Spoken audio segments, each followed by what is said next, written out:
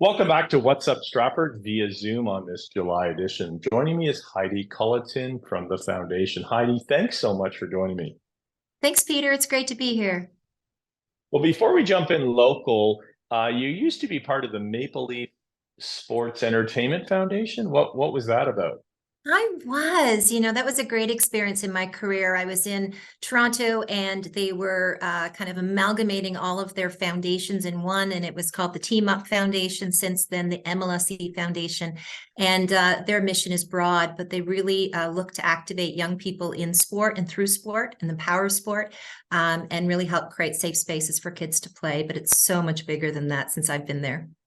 Well, we're so blessed to have you in Stratford. So let's talk about what is a community foundation? Oh, it's a great question. A community foundation is a local charitable organization that works with individuals and businesses and organizations to help create legacies for our community. So we set up, per se, investment funds. And what happens is the individual or the business makes donations, and then those donations are held. And that's the unique kind of the special sauce of the work we do, is that the investments are held, or the donations are held. And then what we do is we grant from the income every year. So it becomes a forever fund. And that space allows us to be here to grant year after year after year. So these beautiful community legacies, and they can support a wide range of charitable organizations. Now, I love it because the word is Stratford Perth Community Foundation. So if you live in Stratford or Perth County, you can be part of this legacy and you give away the interest and keep the principal, correct? Is the premise? Absolutely. And so we are Perth County, Stratford and St. Mary's, but our friends are literally at our borders. So there's 205 community foundations across Canada, in essence, connected from coast to coast to coast. So really, wherever you live, you have an opportunity to work with a community foundation.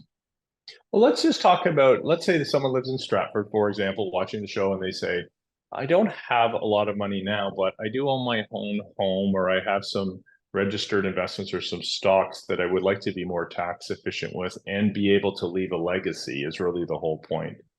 Give us some ideas of how that would be approached. Oh, well, it is a wonderful way to make a decision to give to your community is in your will. We always say, please speak with your professional advisor first, your lawyer, your accountant, your investment advisor, and find out what's right. But you can give to the community and still make sure your family's taken care of in your will. We recently had someone who passed away, and in her will, she wanted to set up scholarships for local individuals. And this year, as a result of that, 4 scholarships are going out to support young people who will go on into the medical field or work with people with disabilities. So we would work with the individual and the family, find out what you'd be interested in, speak with your professional advisor, and together we'd come up with a bit of a brief that would allow us to have that on record. And then really it is placed in your will. And at that point, we would ensure that your wishes are honored upon your death. Well, I'm supposed to be neutral, but hey, I love the foundation. Heidi, this year in 2023, it's July. How much money would you have given out or about to give out this year? Well, this year, we've been really fortunate. Not only do we have the over 90 funds that we work with businesses, families, and charities where we are facilitating those grants into the community.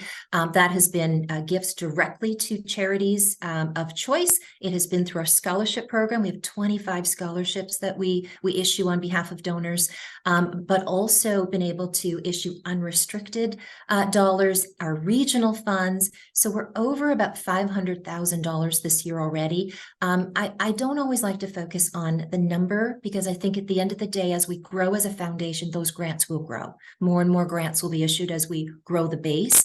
But more importantly is the impact of those. And we have organizations that are receiving money that at this point are going to be helping with snack programs and helping people with nutrition programs, working with seniors, and really trying to create more equity, diversity, and inclusion in our community.